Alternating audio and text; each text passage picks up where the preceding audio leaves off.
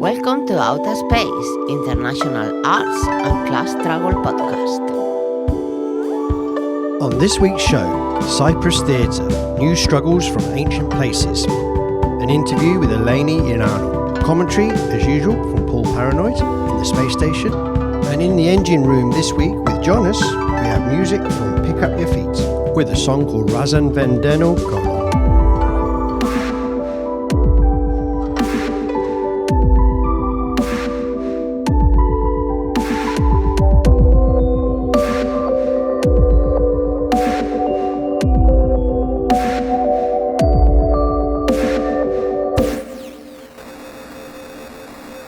Hi, my name's Rob McDonald and I'm the host of Outer Space International Arts and Class Struggle podcast. And today we have a guest from Cyprus, Eleni, and I'm not even going to try and pronounce your second name. I've learned that lesson already by trying it a few times. Hi, Eleni, how are you doing? And can you tell me who you are and what is your second name? Hello, Rob. Thanks for the invite, first off. My surname is pronounced Ioannou. Perfect. Well, listen, let me say who I think you are, who I know you so far. You're a scenographer, which is that you create scenes, and a designer, and that you're a socialist activist in Cyprus. So that's who I know you as. That's the kind of things I want to talk to you about today. Is that who you are? Is there more to you? Tell us a little bit about yourself. Well, I'm a theatre designer. I design sets and costumes for theatre. I've been in Cyprus for the past 7 years, I think. It kind of, before that, I was studying in the UK and working there for a short while, and I kind of felt like I needed to sort of come back to Cyprus because it was a place where So you're from Cyprus originally? Yes. It felt like the place that made sense for me to create and be and talk about things because, you know. Cool. It's Okay. where I'm from and I know the place. Yeah, and I think, sort of Cyprus, Greece, this part of the world is where theatre is born, isn't it? And so it's interesting to have you on the show. And there's a whole number of political things I want to get into with you. But maybe first, just set the scene a little bit for listeners, because I don't think many people will know too much about Cyprus. It's a small country. Set the scene about the theatre scene there, what goes on, this kind of thing. Well, as you said, we're a small island with a long history and a long relationship with theatre. So there's a lot of sort of ancient sites where theatre used to take place. There's links with Greece in terms of sort of drama and that sort of thing. But nowadays, theatre is kind of divided between big theatres and smaller theatrical companies. More sort of, if you'd like to call it that way, mainstream theatre, as well as sort of smaller and younger companies sort of kind of doing their own thing and experimenting with more sort of diverse ways of presenting theatre. That's kind of the times are kind of calling for, because it came both out of a need to be creative and also because of sort of financial difficulties in making theatre. So it kind of pushed us outside of theatre spaces. So there's a big scene, if you like not professional is the wrong word. There's like your version of the West End. Let's put it that way. I wouldn't call it. No, I know it probably wouldn't fit. I can't really see it in the same. But there's big theatre, there's big national production stuff, and then there's more localized theatre. Would you say, or small productions? I think is the word you used. Small productions, I think, and even like big theatre isn't West End big.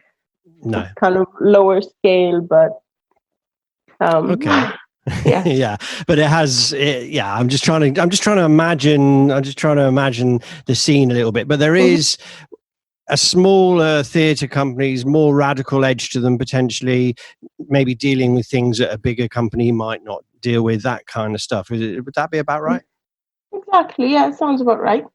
Okay, so what kind of theatre is being produced at the moment from a sort of radical left wing angle in Cyprus? I wouldn't say that there's a portion of Cypriot theatre that like self-proclaims to be like radical and socialist and left, but there's surely sort of themes that especially smaller groups kind of take upon and sort of deal with, that kind of infuse the sort of political kind of social issues theatre even. I mean, maybe I categorize it a bit tight there in my question. And I think theatre has ways of sort of talking about something in order to tell you something else. So in this series we're doing 3 interviews on theatre, and it's for me it's brilliant because I've always fancied it a bit, but I've never done it, and so there's a little bit of ignorance from me about theatre. Definitely, we've discussed in Chicago, in England, and now in Cyprus the different scenes, and I'm starting to get a picture. But really, theatre is such a human touching thing. It's in front of you. It's not like television. It's not got that space. It's and so it's kind of dealing with social questions is kind of what it's about. Would you say? It is, and I think it can be. Theatre can be political in a multitude of ways. It can be political in its actual themes, and the actual script can be political, but also it could be political through its form in terms of like who is working there, who produces this play. There have been some instances where, for example, we were able to make theatre together with sort of the Turkish Cypriot community. Okay. And also sort of actors and performers from other backgrounds, and that in itself is kind of political. I mean, just for the uneducated listener, which there probably is quite a few of, can you explain, because what we would call between us the national question, which is the differences within a country, like for where I am, Catalonia and the Spanish state is quite an obvious one, but maybe not everybody would know too much about the Cypriot one. Can you give us a little sort of little pocket of explanation of that? Okay, so Cyprus has been divided after a military occupation and a coup. Military coup before that in 1974. So ever since, the 2 main populations of the island, Turkish Cypriots and Greek Cypriots, have been living in different parts of the island. So the island's been split in 2, and it's divided by a green line, a buffer zone between the 2. And the 2 people were living apart until 2003. When the checkpoints opened, and for the first time, my generation got to meet Turkish Cypriot people. Right, so still fairly new then. I mean, I'm a little bit older, and I do remember there being a conflict, much sharper. And other people, even older than me, would know the origins of some of that and whatever. But 2003 is not that long ago, really. I mean, so is there any sort of let's say cross theatre between the north and the south? Is there any sort of interaction? Or does it ever get dealt with in the theatre productions? There have been attempts of sort of either hosting shows in the north and in the south, and in ancient theatres in the north. The National Theatre took a stage show of Antigone at the ancient theatre of Salamis. In the north, in Famagusta, the Turkish Cypriot speaking part of the island. There have been like hosting of shows, but because of there's one big barrier, which is the language barrier, and because of also, unfortunately, we're still not integrated as societies. The examples of sort of creating theatre together have been very few and memorable. Okay. And important, I think, because it's an act of, it's a revolutionary act in itself, I think, to sort of go, Yes. to sort of bypass, all the possible barriers in order to say, I want to communicate via and possibly non-verbal performative route with people from across the border. Like, there is no border, because I think theater has the capacity to. Yeah, I mean, not talking but performing in that sort of way is interesting. I mean, yeah, I've got this imagination of some sort of mime on an invisible green border now. But yeah, so there has been some attempts to use art and creativity to bridge the gap. Obviously, class questions are often the better way to do it, and this is a class struggle podcast as well. But when you've got such big cultural differences so near in such a small place, it doesn't dissolve quickly. So maybe cultural things, and obviously the problems that are there don't get solved unless society's problems get solved. Exactly. But so, I mean, is there any other sort of political stuff that's gone on in the recent period? Any types of productions that have pushed the social issues any further? I think like one of the most memorable plays that I've been fortunate enough to sort of work on was actually a staging of Lysistrata by Aristophanes, which is an ancient Greek comedy. He's been gone a while, hasn't he? Yep. So you had the copyright was all okay, was it?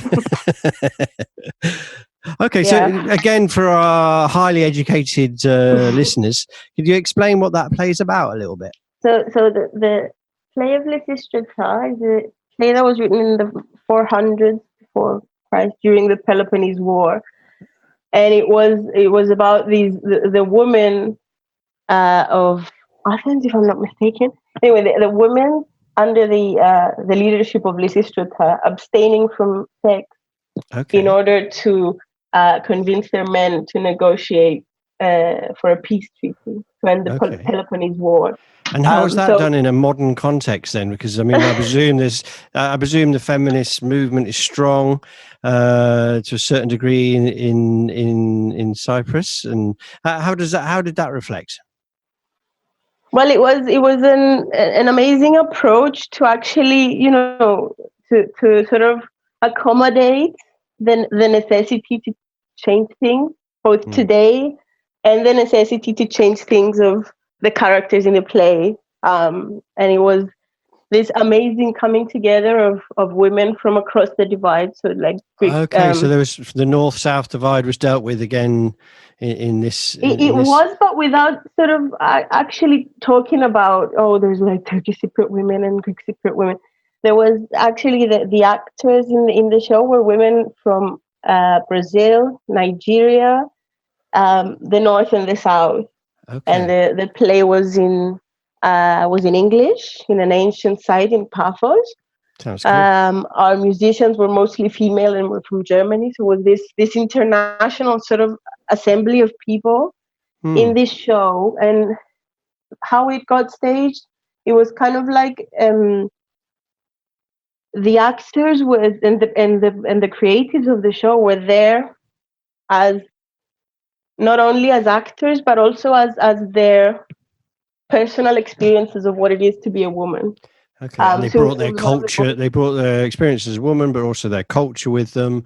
They brought all sorts of levels to the performance. Yeah. And it was one of the most empowering experiences I've had in theater. It was one to remember, because it was sort of beyond, being doing my job as a professional. It was kind of, it was about who you were, which is, I think as artists, that is something that's something that happens to us as artists, I think. And if you're involved in even as a art worker, which I don't like the differentiation that much, but obviously sometimes somebody is sweeping the floors of the theatre and they're not necessarily being an artist with their brush, but they're involved in the production. But actually the whole energy of an artistic performance can express a whole political sort of thought without necessarily going into details. Cool. I mean, you mentioned the international aspect of that, and I think that was important, specifically in the context of a national question country, and not that there's lots of them. But the international bit at the moment is that we're all suffering something quite similar with the COVID-19 crisis. That's internationalized us. And it's bizarre. It's done things like this podcast for me. It means I'm talking to you. We're connecting up. And so one of the questions I'm interested in hearing is, how did the COVID-19 how did it and is it affecting the arts in general and the theatre movement in Cyprus? Well, it has, like, for about 4 months, everything had come to a halt. So, like, there were shows that got paused and shows that got cancelled, and all of us were for a fair amount of time out of work. But for some weird reason, we never stopped working. Yeah, that sounds like artists. We stopped getting paid, but we didn't stop working. I think it sounds quite familiar, that story. It gave us a very sort of long-awaited time for, like, research and actually like doing some reading, which we don't often get the time to during like actual production work. But it kind of also gave birth to a small movement of artists in Cyprus. Was there a furlough scheme or anything like that? And do you know what I mean by a furlough scheme? Was there a way of keeping people afloat during those 3 or 4 months financially? Did anything like that come about in Cyprus? Only because we reacted to the complete lack of support towards artists. Okay. There was a small gain, which was a small benefit that was given to artists for about sort of a compensation for 3 months loss of work, which was up to 900 euros, which if you calculate the cost of living is pretty much nothing. Once you pay the bills, yeah. I had something similar here, but it was a lot less than that, mind you. Sorry, go on. Yes, you were explaining it. But it was a chance for us to sort of come together and actually discuss how our working conditions, what was wrong with our working conditions even before COVID, because we weren't that much more covered before. So you're saying the COVID crisis itself obviously stopped the cinemas. We all went into isolation, and there was a small payment that was campaigned for, and then you're talking about the fact that there was a development of discussion amongst the artist community. So there's like a raising of consciousness, if you like, about what was going on. Could you tell us a little bit more about that? Because that's obviously quite links in what this podcast is about. It was these discussions sort of started on an online level to begin with. So we kind of on Facebook or something like that. Or... There was a group on Facebook that was created, and its main aim was to negotiate for this small benefit that was eventually given to artists, and then it kind of from there sprung a lot of discussions about the reality of being an artist, and sort of how anyway we're very sort of exposed, and about how there's no legal status of an artist established in Cyprus. So we nowhere in the papers or in the government you can't sort of register as an artist. Yeah, this is an interesting issue. Yeah. A friend was telling me, actually, just let me wind you back just a little bit, because one thing is I want to talk about the legal status thing, because I think that's a really interesting point. But you said that you first of all got together on Facebook and then kind of formed a campaign there. and then force the issue. That in itself is interesting. The fact that the social forums become campaigning groups and they don't just become places where people slag each other off. Obviously, they do there that was as well. some slagging Yeah, I imagine there was. I'm not gonna lie. Yeah, that's true. I mean, but do you know what I'm saying? It's what we've got at the moment. In many ways. Absolutely. And we could well be going into multiple lockdown situations. It could be a regular thing. So this type of communication in campaigns is the first thing to note, I think. And then you talked about being exposed. So with the COVID crisis, lots of things in capitalism were shown to not work. But you talk about artists particularly here. In what way would you say that it was shown that we were exposed? I think, in the sense of how wages were, of course, sort of minuscule even before that. So there's no backup literally for artists, and a lot of us are sort of uninsured or. What you mean, because we rely on performance and live things, and when those things go, our economy collapses. Exactly, and I think there's a huge thing of when you ask the government for funding, what they expect to see is a sort of market within a marketable product. So you might be researching for I don't know how long, but if this research doesn't lead you to a show as such, which it in an ideal kind of situation. Yeah, in the ideal, but I think you mentioned this before about time for research and stuff, and I think it's particularly the case, well, in all arts actually, you don't get paid for that moment when you're walking down the street looking at the sky. Nope. I mean, I remember talking. I'll digress slightly because a memory just came into my. I was asked once. I did a bit of teaching on the side, English teaching, and I was asked once. I was asking all the students about their childhoods, and they said, "Well, what did you do when you were in school? Were you a good boy or a bad boy?" I said, "I just looked out the window." And that was my training for being an artist. I think daydreaming out the window. But it's true. We don't.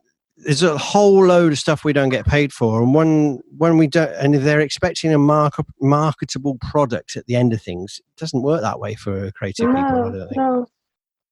I mean, you could be doing 100% research and reading and developing and working on ideas, and then just that sort of 1% of what you did eventually making it to the final cut and kind of and there's no accountants for sort of no. There's no mental work. There's no receipt. There's no receipt for your accountant for that. Exactly. It's one. But that which brings me on to the legal status, because this is a big issue in my creative life. Being legal as an artist is obviously something we want, because being legal brings the idea of a wage, of being in the social system and all this kind of stuff. But we're often, I think art is the most precarious job you could have. But actually, the lack of legal status is an issue that came up in this sort of campaign, did it? Yeah, but it has, and it's actually a really long conversation and sort of what's the sort of thing that we want to sort of take up with the government, because there's so many parameters and so many different kind of subcategories within what it means to be an artist. Because a musician doesn't have the same. Musician's reality isn't the same as a theater designer's reality. So, and also you can be both. A lot of people who work in the arts, a lot of people that take the tickets are doing that job while they write their play. I think absolutely. It's quite common. So where do you think this movement might go? I mean, how big is it? Has it dissipated? Do you think it'll regrow? Does it have any legs? Do you think it's going to go anywhere?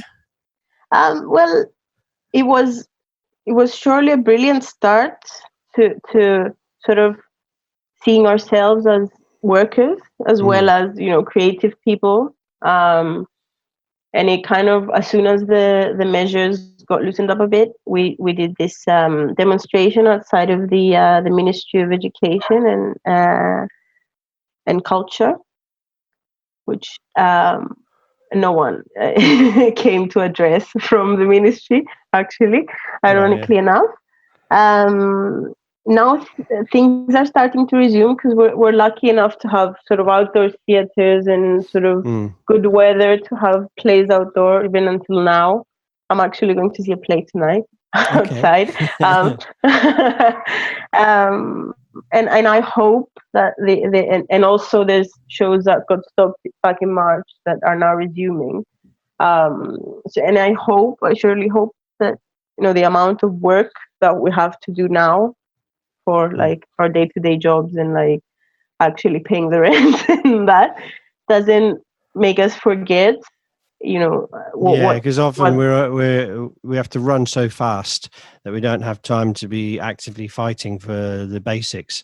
Exactly. It sounds to me like there's been an opportunity to form, a reason to form, and when those reasons come back, people will probably organise. Is there any sort of turning towards the official left or trade union movement in Cyprus? Is there any linking up? Does it see itself as a bit of as a union or as a campaign? Because we discussed quite a lot on this podcast this question of being an artist or a worker.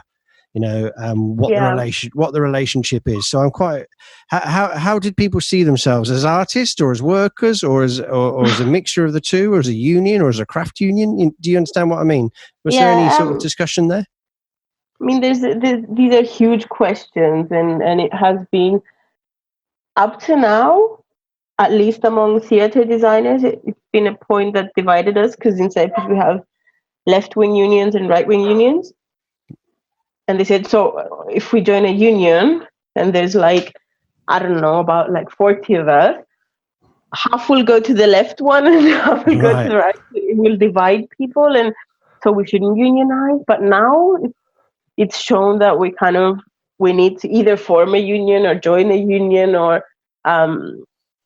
do something that kind of has a more... I mean, I think the question... I mean, the background I come from and the beliefs I have, then for me, it's always right to join a trade union. And then there's often the problem of two trade unions or three. And obviously, sometimes they have ideological differences as well. And so I would say, join a union, get organized. But I think there is, with artists, that's sometimes difficult. I mean, as you in a particular trade, within a particular show, we're broken up, and then the next show you do, you'll be with different people, and so this makes being in a union has less impact. It's different in big places like big museums and these kind of things. So one of the questions I often have for guests is, how do you think artists should organize? Because we have that problem. Do you think we should organize inside political parties, or do you think we should push there to be a Pacific trade union, or do you think we need something in between? Well, it's a huge question that I'm not sure I have the answer to, because this is an ongoing struggle in Cyprus as well, and it's been a discussion even before COVID. How do we organize? And because as you said, every single time we especially theatre designers, we find ourselves negotiating contracts alone. So being desperate for work, we kind of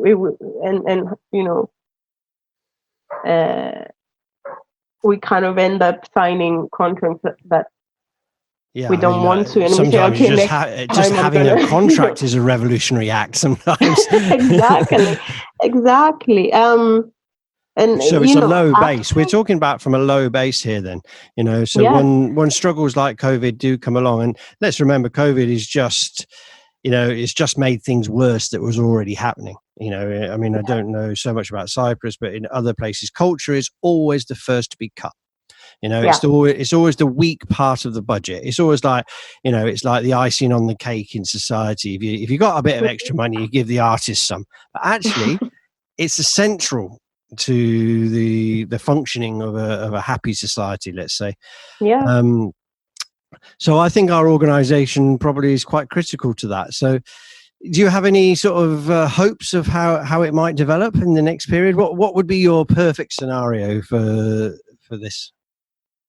My perfect scenario would be this sort of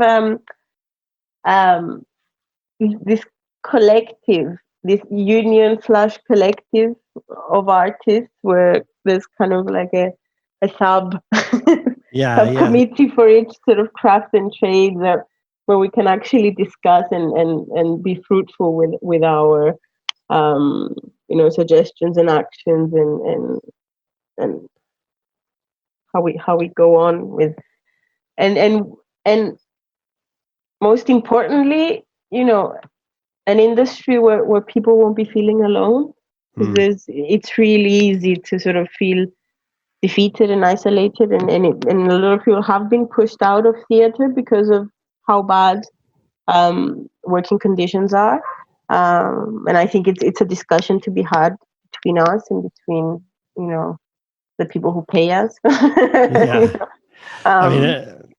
I mean, and in the end, there's a whole, what kind of society do you want as well? I mean, there's one thing to fight for your daily rights, and does the movement discuss anything broader than the immediate struggle? Does it talk about socialist ideas? Does it talk about the need anti-capitalism in any, does it have any of that element to it?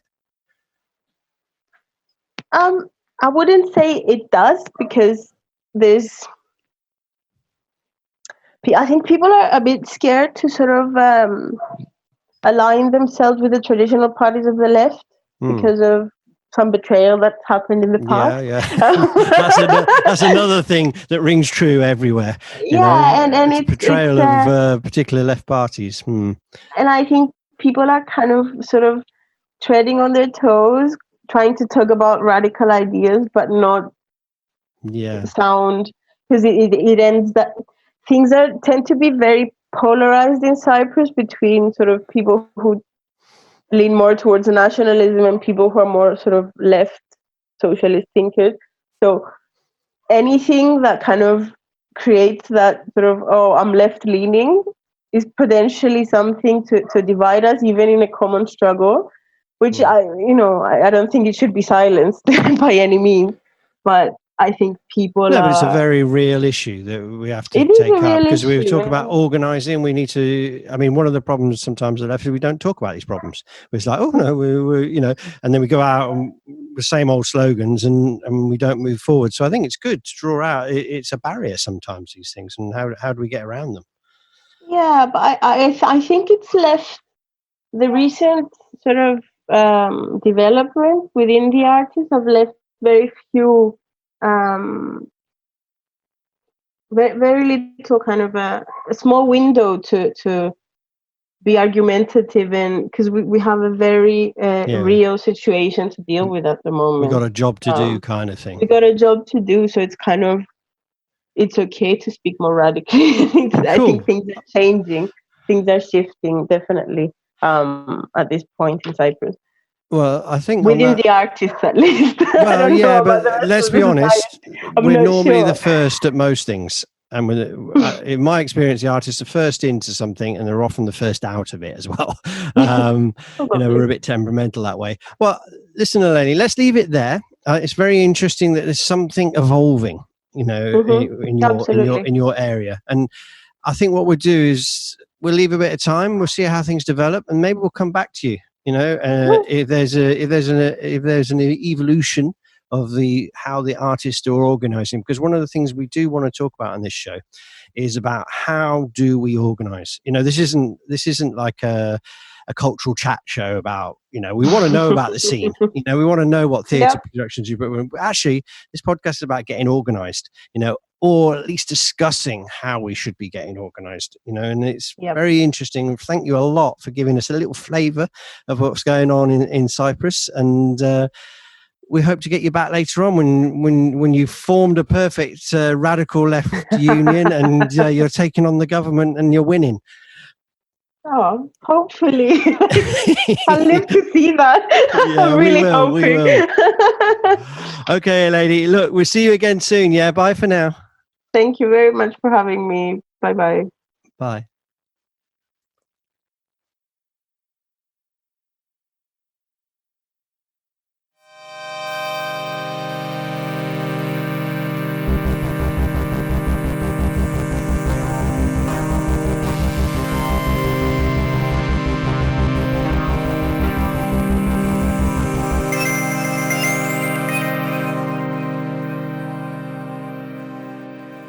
Okay, so let's make our way up to the space station and see if Mr. Paul is up there. Can you hear me, Paul? Are you reading me? Are you there?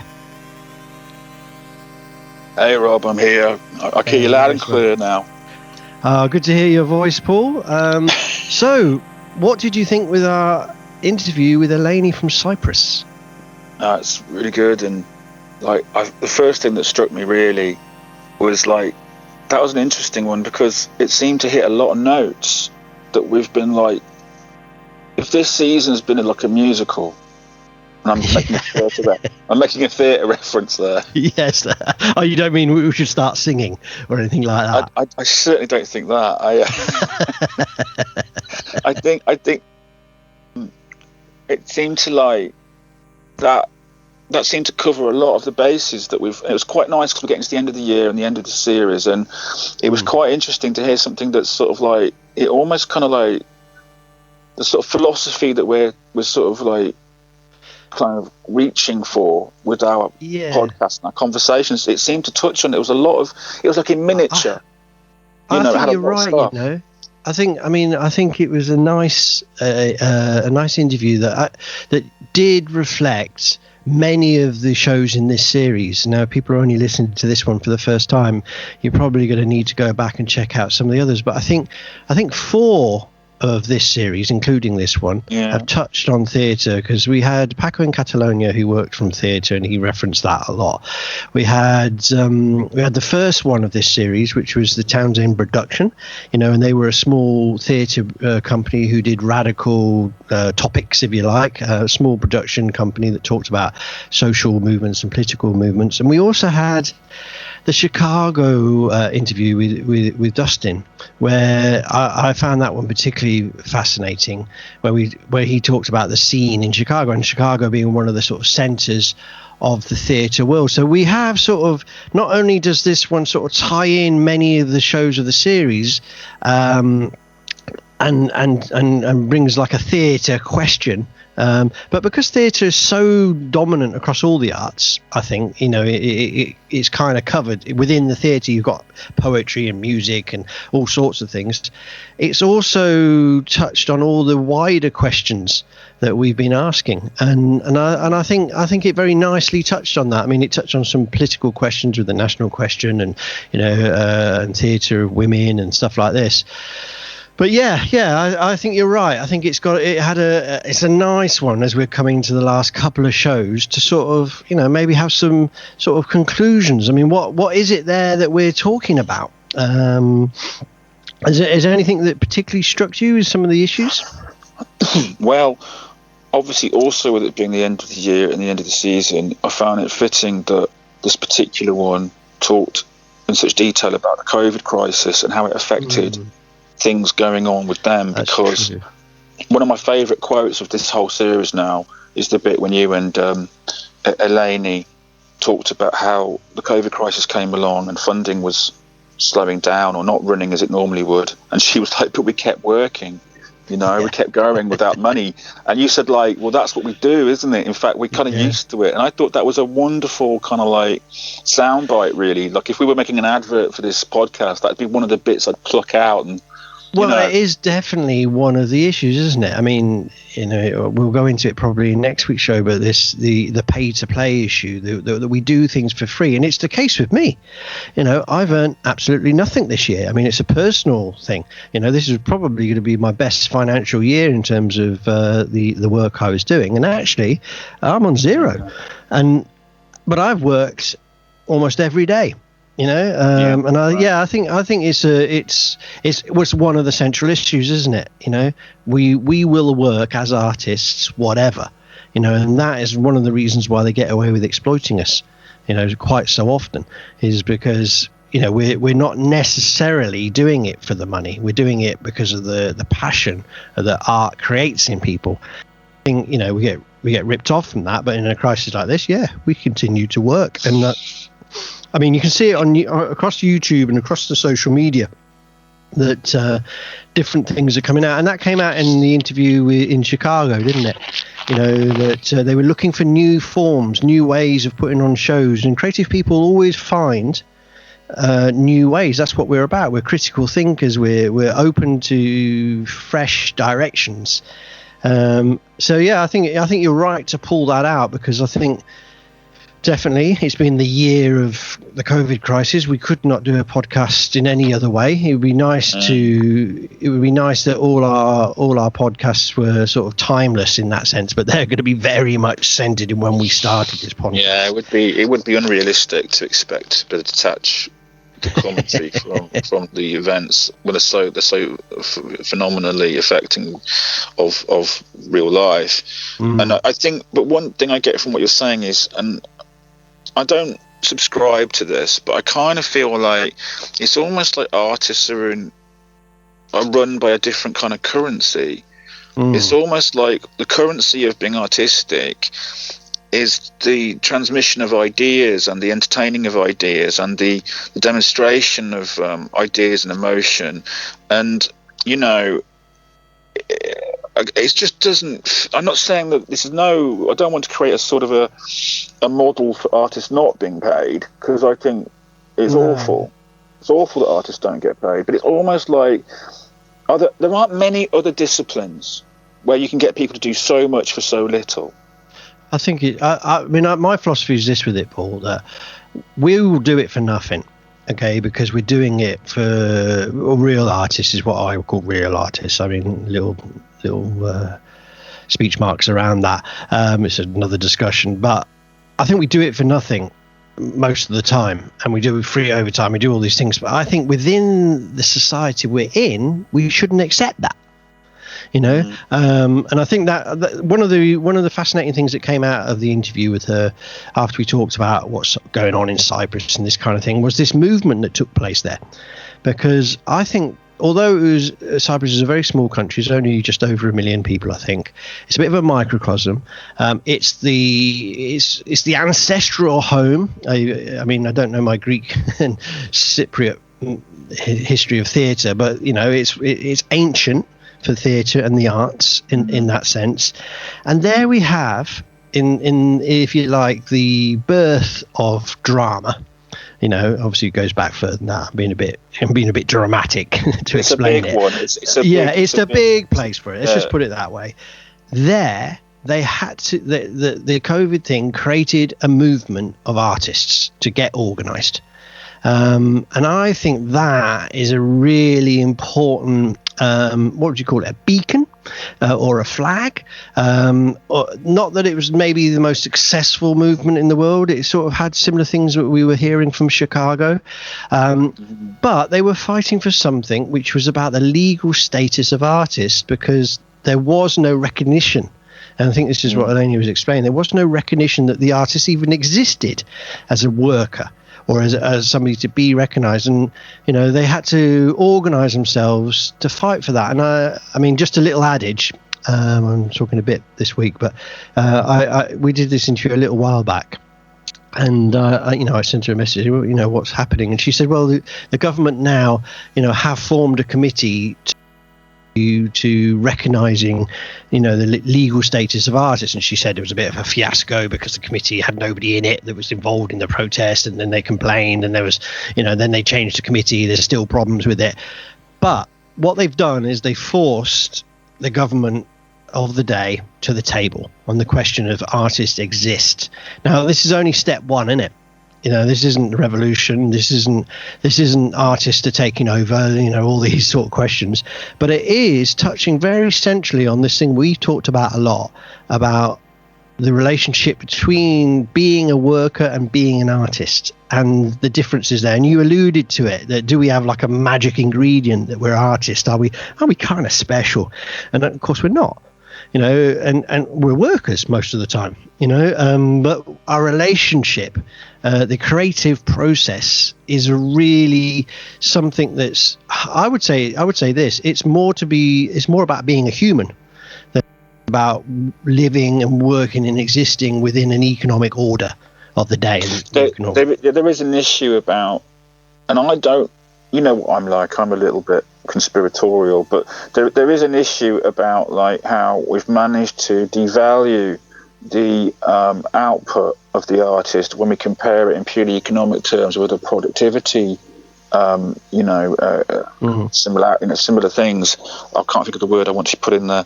But and I think that's been my conspiratorial nature says, well, that's deliberate.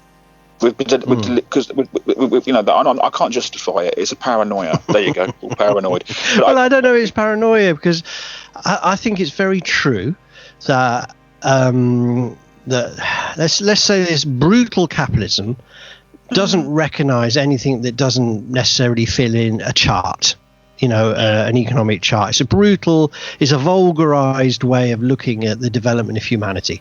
And neoliberalism as a system of a type of capitalism that's been predominant for the last 4 decades or more, sees things as profit, and there's been a high in that process. There's been a high commodifization, and we talked about this in other shows as well, of the arts, and therefore always the first to get cut, always the last to be needed.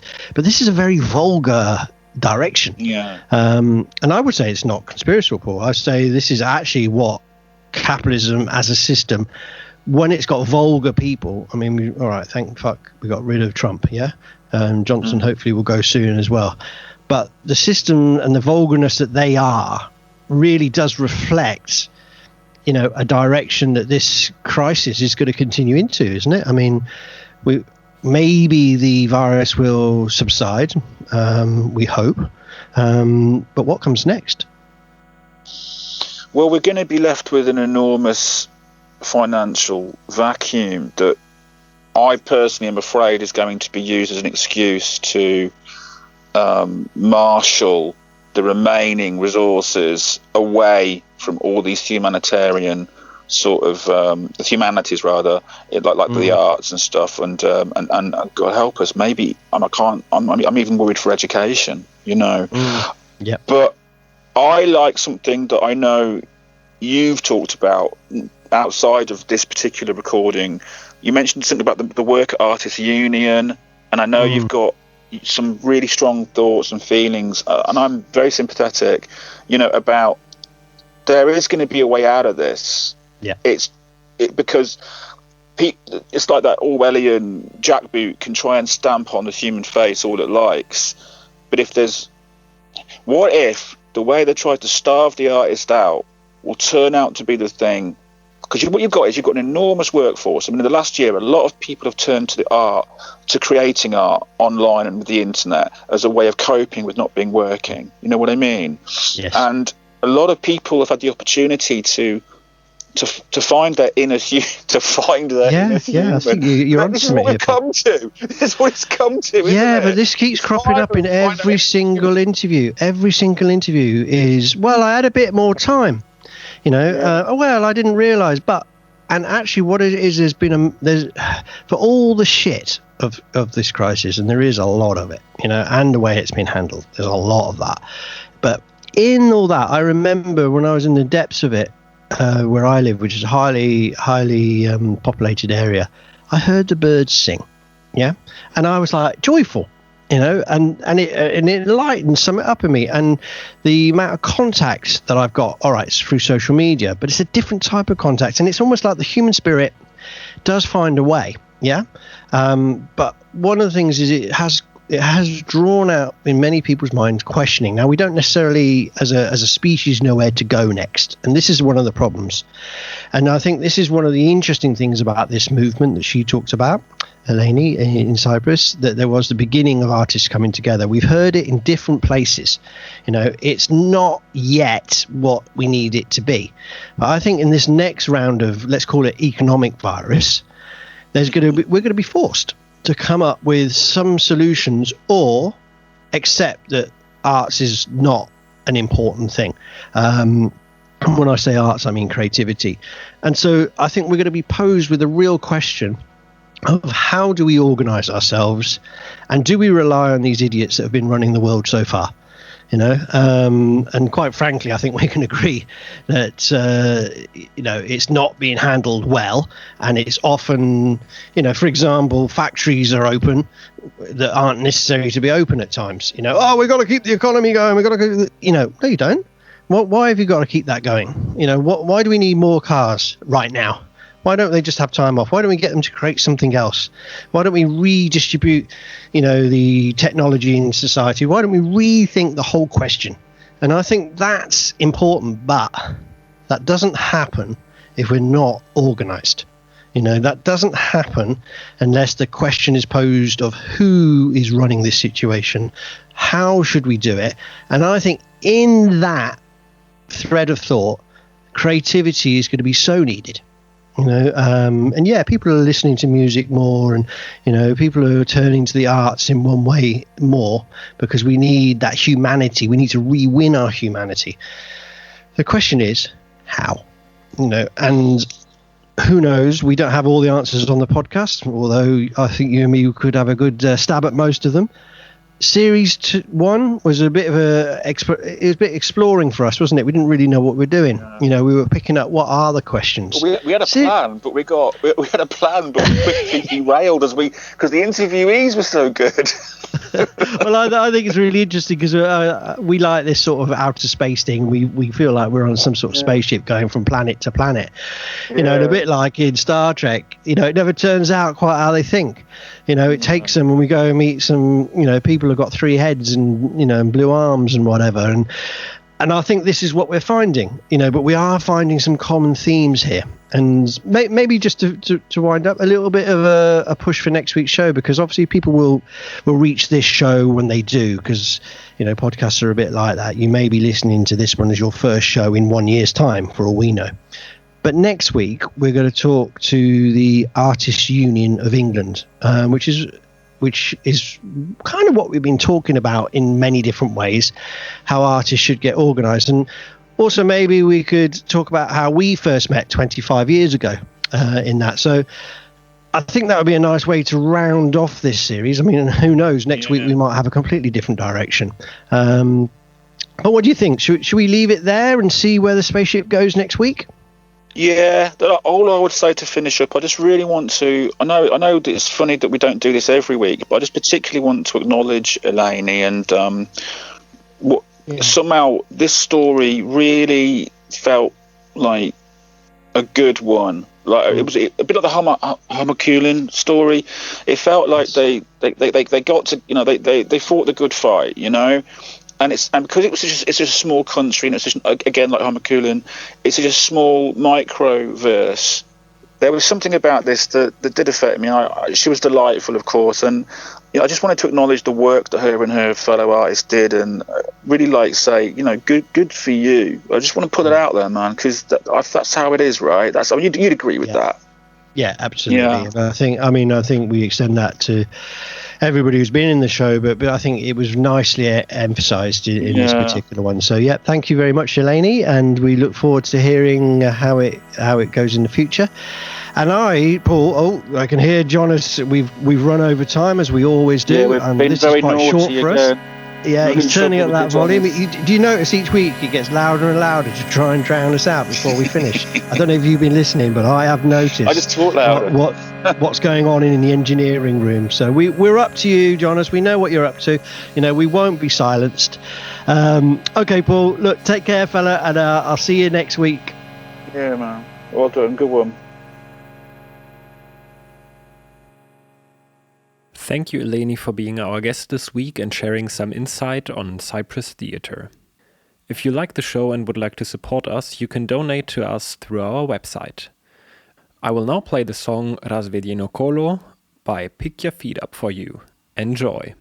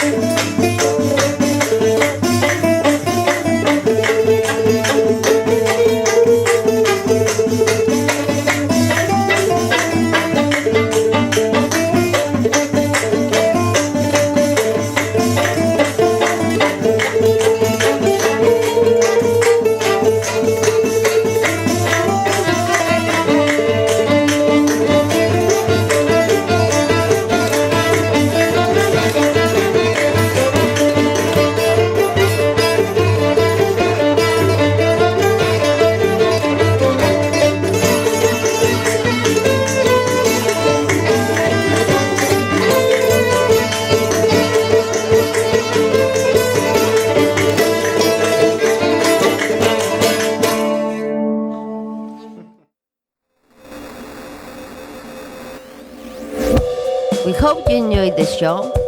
If you have something to say to us, then join our Facebook group or contact us at outaspace.com. That's outa-space.com. See you soon!